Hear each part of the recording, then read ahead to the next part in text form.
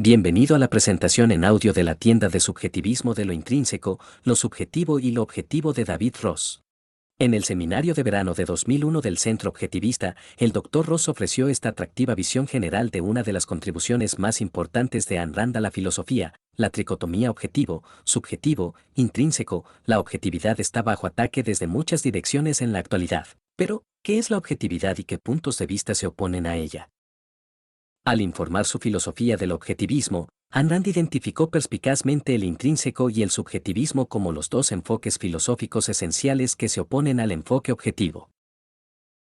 Utilizando ejemplos del cine, la biología, la ética y las artes culinarias, el Dr. Ross presenta los conceptos básicos del intrinsecismo y el subjetivismo, tanto como enfoques filosóficos como estilos de pensamiento, y demuestra cómo esta distinción es útil para identificar errores filosóficos y psicoepistemológicos, así como para dilucidar la naturaleza de la objetividad misma. David Ross recibió su doctorado en matemáticas de la Universidad de Nueva York y actualmente es profesor asociado de matemáticas en el Instituto de Tecnología de Rochester. Anteriormente matemático en Kodak Research Labs, es autor de Mathematical Models in Photographic Science, posee varias patentes y ha sido conferencista frecuente en seminarios de verano anteriores. En la película Terminator, segunda parte, Arnold Schwarzenegger interpreta a un androide enviado desde el futuro para proteger a un joven que está destinado a ser un gran líder militar. Gran película. Otro androide ha sido enviado para matar al niño. Un subtema de esta película es el desarrollo de la conciencia ética. Arnold se inclina a matar a cualquiera que necesite para proteger al niño.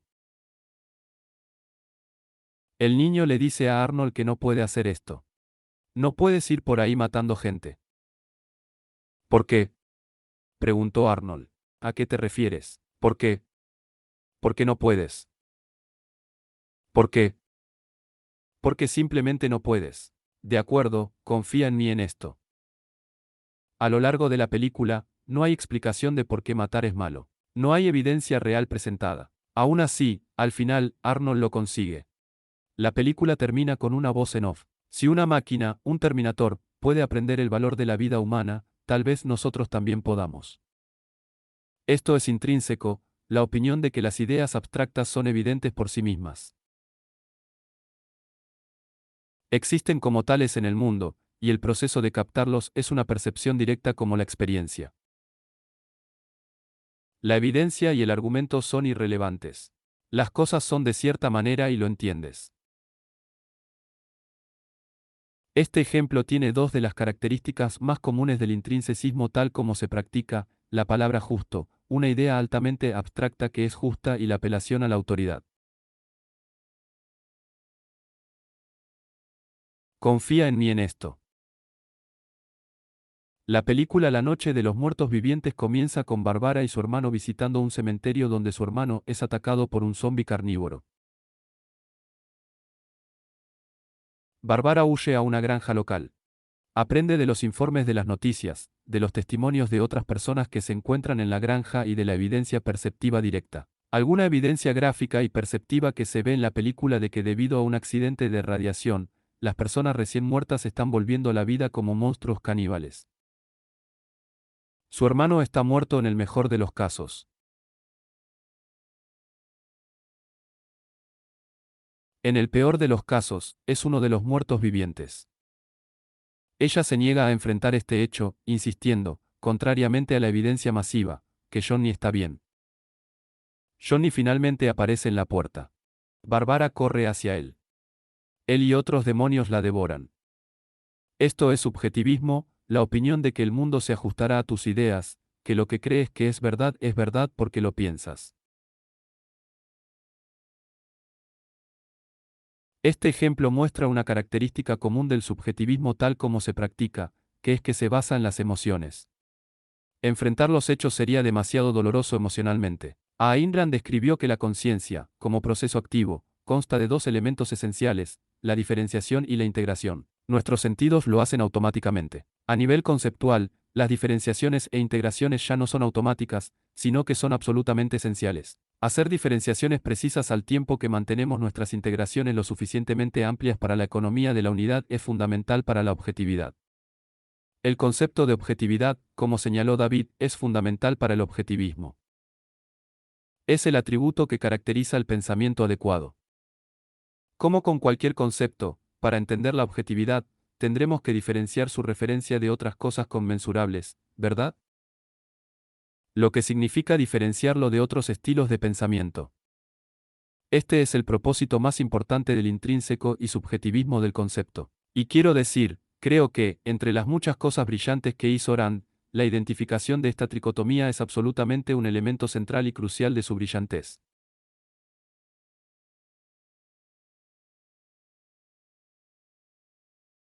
Así que el intrinsecismo y el subjetivismo son dos amplias clases de teorías filosóficas. Y hay dos clases amplias de estilos psicoepistemológicos que Ayn Rand inventó para identificar.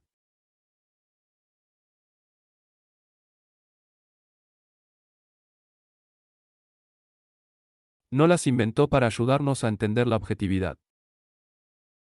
Ahora, un propósito secundario e importante de comprender el intrinsecismo y el subjetivismo es ayudarnos a clasificar y, por lo tanto, comprender ciertos errores filosóficos y psicoepistemológicos. Con esto en mente, quiero anticipar una objeción a mi presentación. Hoy, voy a presentar y discutir el intrínseco y el subjetivismo. Daré formulaciones explícitas de algunos de los aspectos del intrinsecismo y el subjetivismo que pocos tienen una forma explícita.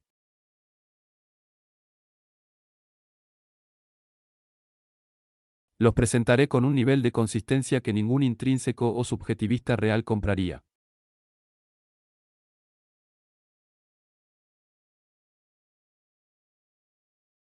Finalmente, debes tener en cuenta que si bien vamos a contrastar el intrínseco y el subjetivismo con la objetividad, esto no es lo que haría un intrínseco o un subjetivista. Una de las causas de sus errores es que piensan en el intrínseco y el subjetivismo. O al menos piensan implícitamente que el intrínseco y el subjetivismo son las dos únicas opciones. Finalmente, debemos tener claro un punto ligeramente técnico, que es que en el lenguaje común, estos términos se utilizan de muchas maneras diferentes. En particular, lo que llamamos intrínseco cuando decimos que usamos el término intrínseco es lo que muchas personas, en particular los no objetivistas, a menudo llamarían objetivo. Por lo tanto, podrían verlo como una dicotomía objetivo-subjetiva, mientras que nosotros lo vemos como una tricotomía. Y lo que ellos entienden por objetivo, lo entendemos por intrínseco. Así que no quiero hacer un argumento de hombre de paja contra posiciones filosóficas que requieren, y en algunos casos merecen, explicaciones y análisis más sutiles.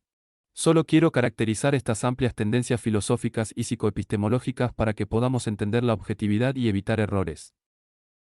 Así que los ejemplos de películas que les di se centran en el subjetivismo ético y el intrínseco.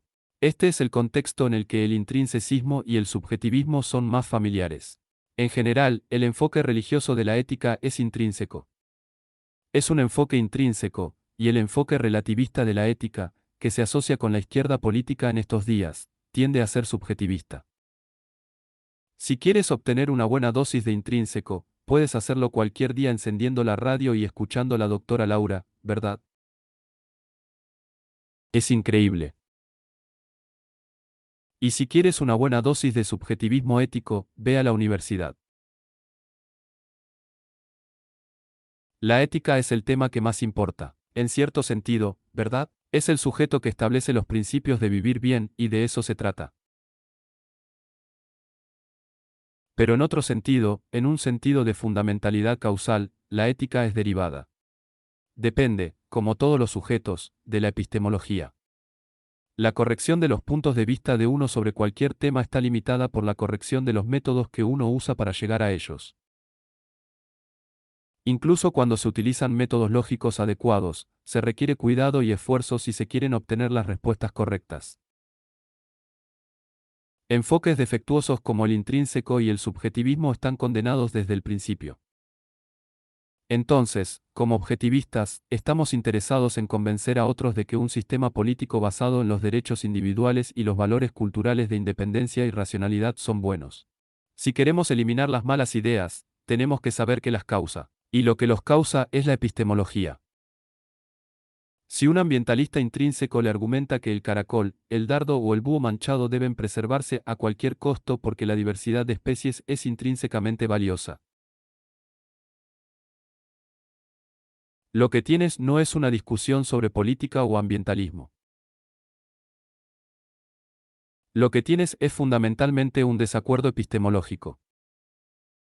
Si un teórico social subjetivista dice que la educación adecuada, y estoy citando aquí a Paolo Freire, una especie de teórico de la educación posmoderna, esa cita de la educación adecuada niega que el mundo exista como una realidad separada de los hombres.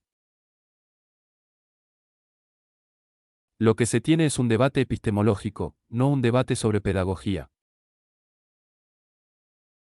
Así que voy a comenzar con algunos ejemplos de intrinsecismo y subjetivismo en varios campos: metafísica, cocina y física.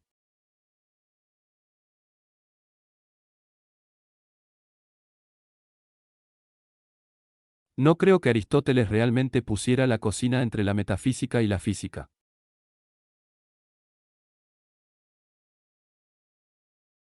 Así que Will Thomas, que está sentado en la audiencia, me visitó una vez y pudo hablar con uno de mis vecinos. Tuvimos una especie de fiesta por la noche sobre religión y ella se sorprendió de que Will, mi esposa y yo seamos ateos.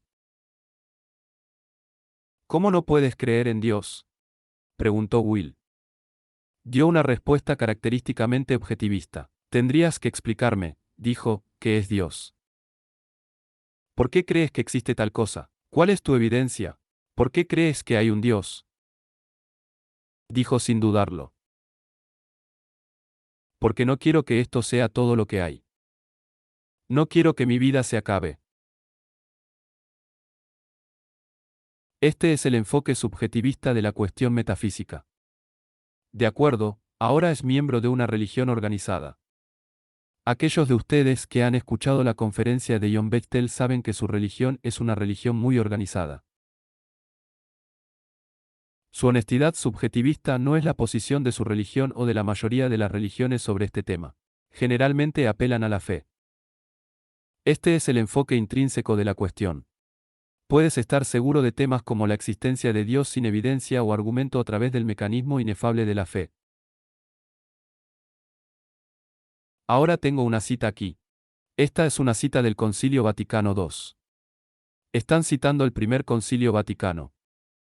Estamos citando la epístola de San Pablo a los romanos. Así que tenemos a las autoridades apiladas.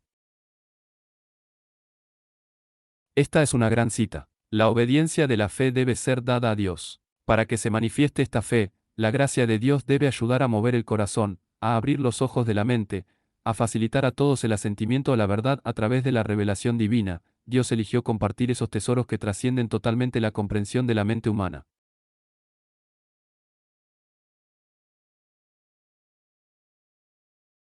Ahora hay dos cosas importantes a tener en cuenta aquí. La primera es la frase que abre los ojos de la mente. Esta es la esencia del intrinsecismo, la idea de que el mecanismo para adquirir conocimiento abstracto debe ser automático, como la percepción. Nunca lo he visto en una forma más desnuda que esta. Segundo, esa cita de conciencia trasciende la comprensión.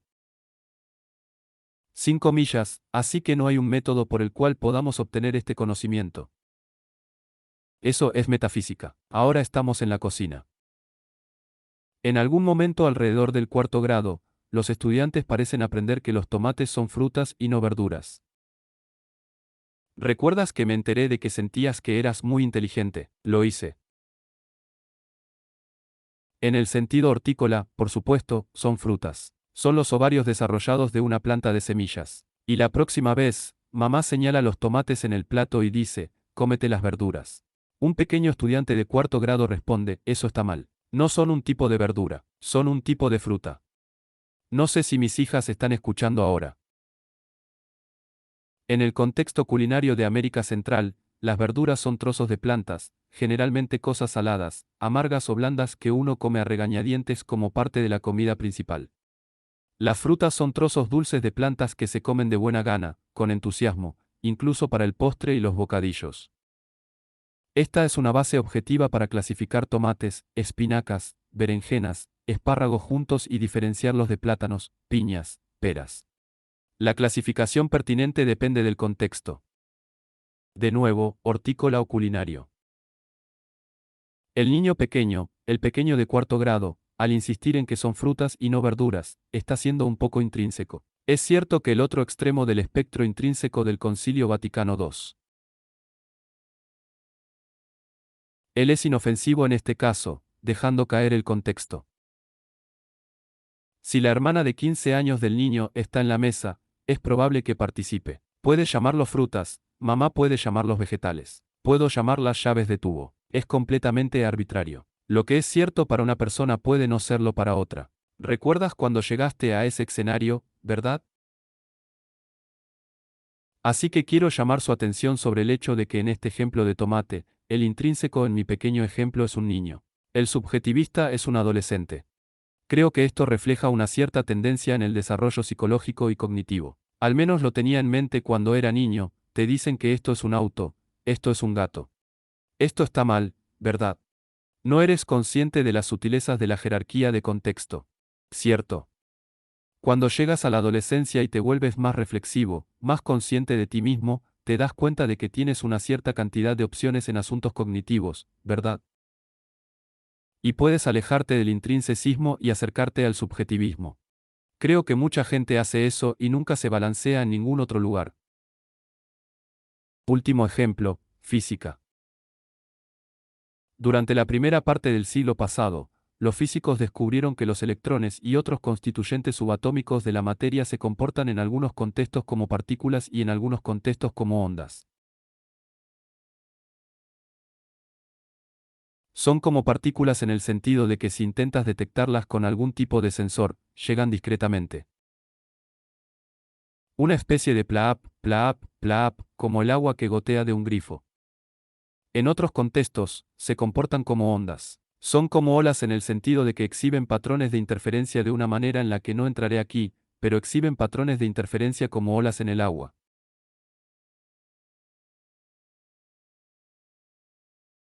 Una cosa no puede ser a la vez una partícula y una onda. Las propiedades de estas dos cosas. Algunas de las propiedades se contradicen entre sí. Y como saben, el enigma relacionado con esta forma de dualidad de partículas está en la raíz de la mecánica cuántica y el inmenso debate filosófico que ha estimulado un enfoque intrínseco a esta paradoja.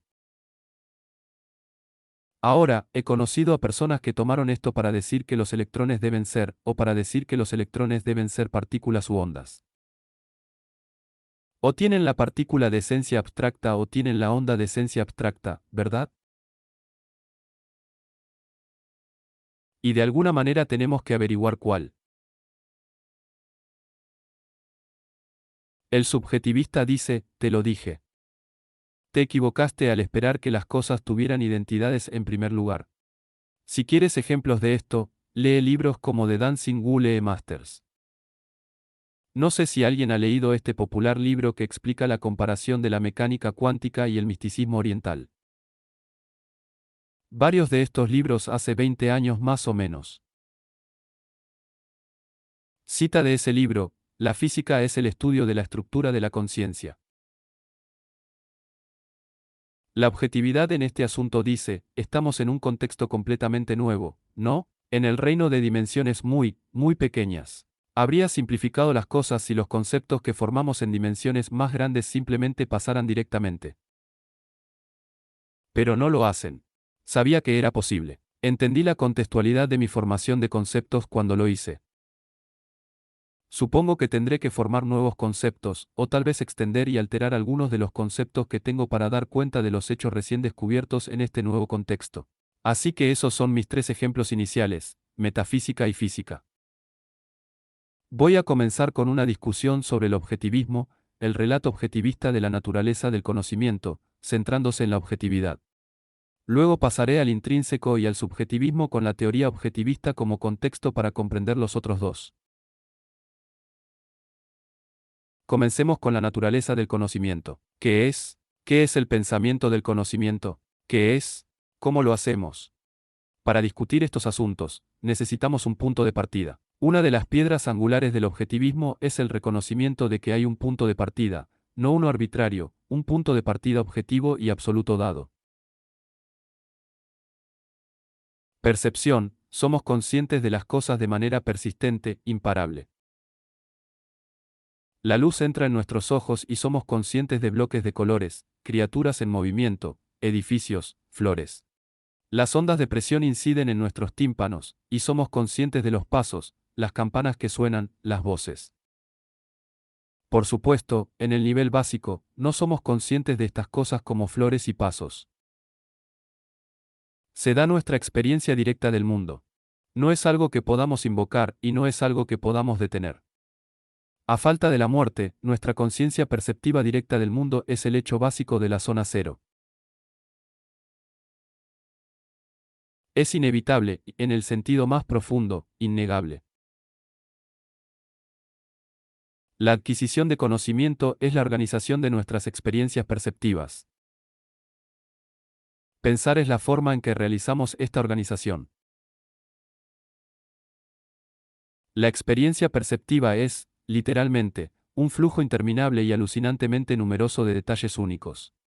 Solo considere las cosas en su campo visual en este momento, y considere cuántos campos visuales tan distintos se encuentran en el transcurso de un solo día. Al organizar conceptualmente estas experiencias, el conocimiento, en la definición de David Kelly, es conciencia en forma conceptual.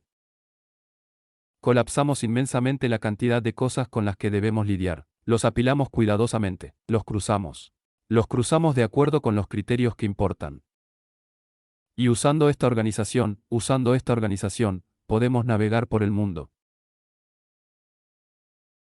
Antes argumentaba que la ética, como todas las materias, depende de la epistemología. Sin embargo, hay algunas cuestiones éticas básicas en la base del conocimiento, y esto es, de nuevo, algo que es, si no exclusivo del objetivismo. Es ciertamente característico e importante para el objetivismo. Contra Platón e incluso Aristóteles, el objetivismo reconoce que no perseguimos el conocimiento como un fin en sí mismo. Organizamos nuestras experiencias conceptualmente para que podamos entender el mundo y para que podamos vivir con éxito en él. Nuestros propósitos, nuestras necesidades dan forma a nuestra organización conceptual. La persona promedio, por ejemplo, tiene quizás 20 conceptos de color.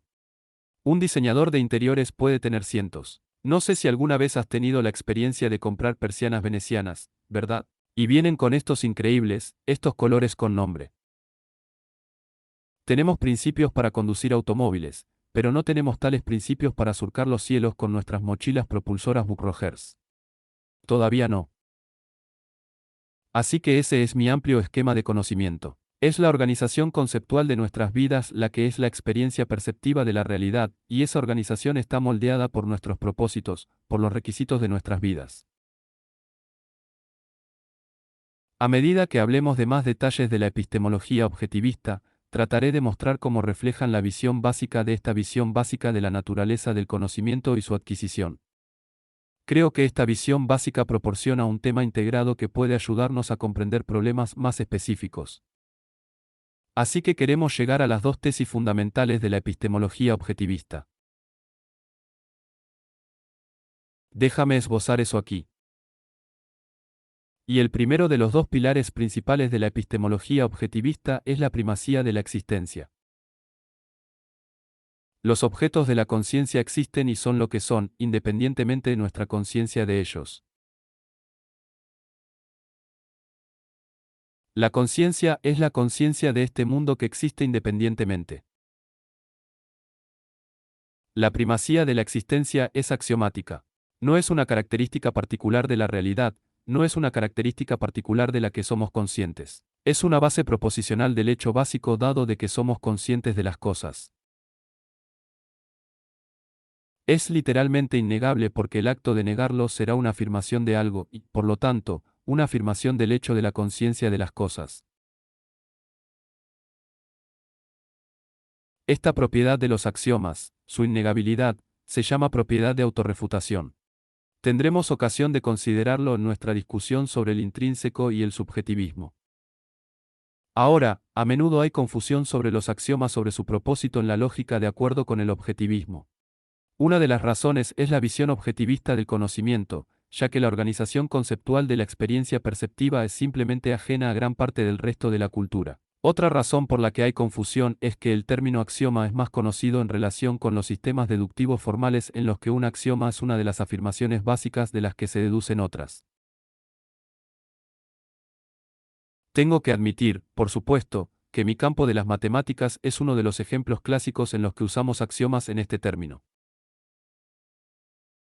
Axioma de esta manera, esto no es lo que son los axiomas objetivistas.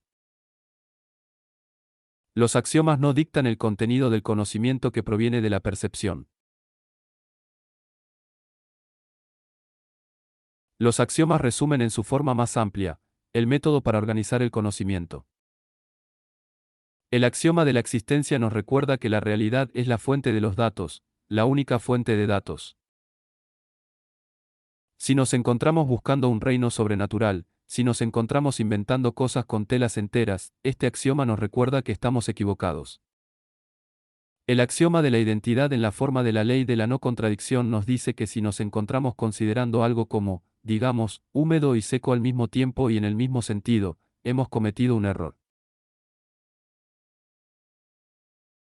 El axioma de la conciencia, específicamente el hecho de que la conciencia es identificación, nos dice que si comenzamos a pensar que la realidad se ajustará a nuestras ideas, estamos equivocados. La segunda tesis fundamental es la identidad de la mente. La mente es una cosa real, como cualquier otra. Y como cualquier otra cosa real, tiene una identidad. ¿Cómo es esta identidad? Tiene volición, la capacidad de enfocar la atención. Recibe datos perceptivos. Tiene la capacidad de atender selectivamente, de aumentar el enfoque en algunos aspectos de algo y disminuir la atención a otros. Tiene la capacidad de abstraer, de hacer inferencias deductivas, de imaginar. La capacidad de la mente para atender a cosas particulares es limitada. La memoria a corto y largo plazo es limitada. La velocidad con la que podemos hacer inferencias es limitada. La mente es falible. La mente tiene una identidad. Quiero hacer un punto sobre este tema para tratar de aclararlo. Creo que este es de nuevo un punto absolutamente crucial en el objetivismo y uno muy incomprendido. Las personas religiosas a menudo hablan de la fe. Lo mencioné anteriormente como un medio para determinar las percepciones místicas. Es importante tener en cuenta que si la fe fuera real, si realmente existiera tal facultad, tendría una identidad definida, ¿verdad? Habría una manera de invocarlo. La gente siempre te dice que lo invoques. Ten fe, ¿verdad? Habría una forma de hacerlo si fuera real, ¿verdad? Habría una forma de perderlo. La gente siempre dice que perdiste la fe. Lo que hago, ¿verdad? Una característica absolutamente esencial de la noción de fe es que sus posibles referencias no tienen identidad.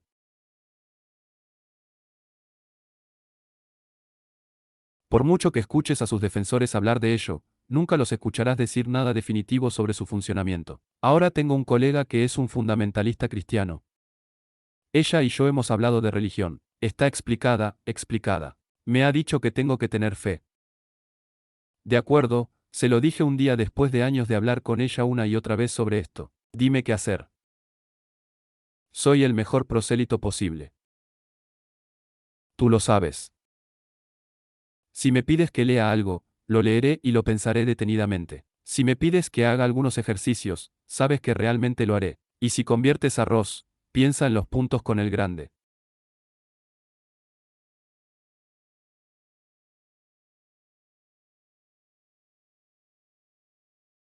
Me pondré en contacto contigo, dijo. Eso fue hace casi 10 años, y no quiero señalarlo. No quiero ridiculizar a esta pobre mujer, pero no quiero simplemente hacer eso. Esta es una mujer seria que reflexiona, hasta cierto punto, sobre su religión. Ciertamente no es una loca obvia, pero nunca va a volver conmigo porque no tiene nada que decirme, ¿verdad? No hay ningún mecanismo que pueda decirme cómo invocar esto que quiere que haga. De acuerdo, para aquellos de ustedes familiarizados con el trabajo de David Kelly, la fe en potencia, como todos los medios de revelación en potencia, se ajusta al modelo diáfano.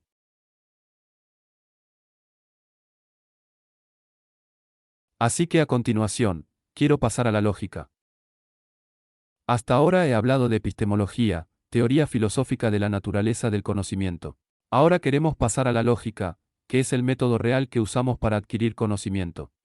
La mayoría de ustedes aprendieron en la universidad sobre la lógica moderna, por lo que, de nuevo, mi campo es una especie de lugar para las matemáticas lógicas modernas.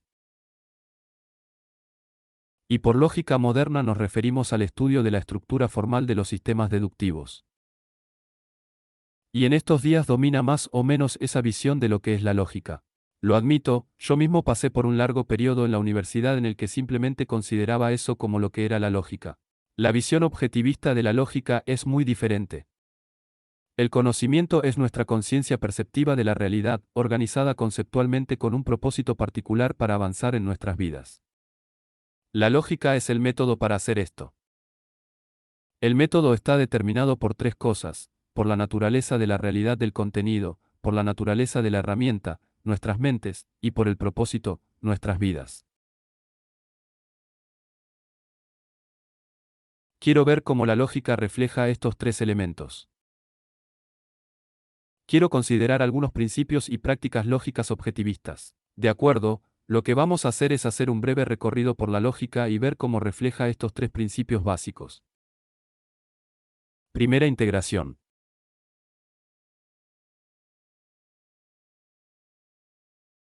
La integración es la práctica de identificar conexiones entre varias ideas para asegurarse de que sean consistentes, no contradictorias, y para identificar nuevas similitudes.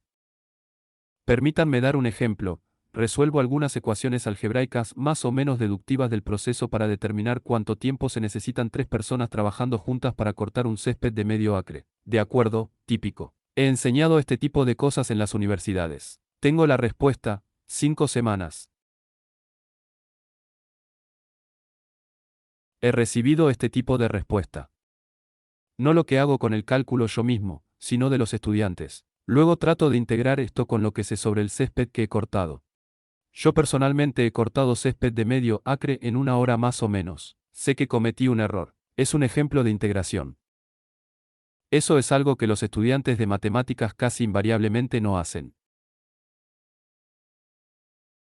La práctica de la integración refleja la identidad de la mente, ¿verdad? Eso es específicamente el hecho de que es falible, ¿verdad?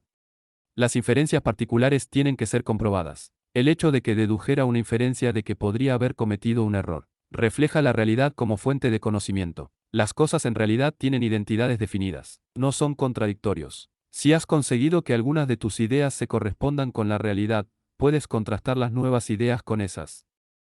De acuerdo, el segundo principio lógico, el concepto Reisar. A menudo y por error, estoy bastante seguro, conocido como la navaja de Rand. Pero la definición de conceptos de Rand, que es no multiplicar conceptos más allá de la necesidad y no integrar sin tener en cuenta la necesidad. Mi ejemplo aquí es la forma en que a menudo se usa el término codicia. Es un ejemplo de integración sin tener en cuenta la necesidad. Integración de cosas que realmente deberían distinguirse. La codicia se usa para significar el mal de querer mucho dinero o el mal de querer mucha riqueza, ¿verdad? ¿Y cuál es la distinción que se desdibuja allí? Es la distinción entre querer ganarlo y querer obtenerlo de otra manera, ¿verdad? Es una diferencia esencial, es una diferencia importante. De acuerdo, el principio de esta maquinilla de afeitar conceptual refleja la necesidad de hacer un uso eficiente de nuestra limitada capacidad conceptual. Se basa en nuestra necesidad de usar el conocimiento para apoyar nuestras vidas, ¿verdad? Tienes tanto espacio de almacenamiento que es mejor que lo uses de manera eficiente y lo hagas con una mente que tenga cierta identidad. Contexto del siguiente principio. El caso de los tomates que discutimos anteriormente en el caso de los electrones ilustra el papel lógico del contexto. Creo que era una esperanza que estaba clara. En el ejemplo del electrón, vemos cómo la conciencia del contexto refleja la identidad de la mente. No puedes tener conocimiento de cosas que están en un contexto que nunca has encontrado. En el caso de los tomates, el papel del contexto refleja nuestras vidas como el propósito del conocimiento. Las clasificaciones conceptuales no son intrínsecas en la realidad. Si te interesa cocinar, tiene sentido agrupar los tomates junto con los espárragos, ¿verdad? No con plátanos. De acuerdo, el siguiente principio, la pregunta de Rand es, ¿cuáles son los hechos de la realidad que dan lugar a este concepto? Cierto. Es una pregunta que se supone que uno debe hacerse al tratar de comprender la base en la realidad de cualquier concepto. Un ejemplo que tengo aquí es suponer que un conservador le dice que la obediencia a la autoridad y el respeto por la moralidad convencional son buenos, le dice eso, y él le dirá eso. Pregúntale a él. Para que su declaración sea significativa, tendría que ser capaz de responder a la pregunta de Rem para dar cuenta del tipo de cosas que integra con el concepto bueno, correcto, y por qué tiene ese concepto, cuáles son los hechos de la realidad que lo dieron lugar.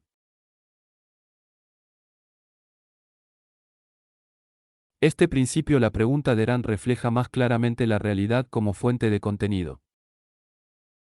Si tienes un concepto válido, debe ser una integración de la existencia real que se diferencia de otras cosas sobre una base objetiva. El principio también refleja la identidad de la mente. La respuesta a la pregunta de Rand incluirá la identificación de un denominador común conceptual y una base objetiva para diferenciar dentro de ese denominador común, porque así es como la mente está equipada para formar conceptos. Muy bien, dejemos la discusión de la lógica en eso. Si alguien quiere ver hablar de algunos de estos otros, puede preguntarme en el periodo de preguntas.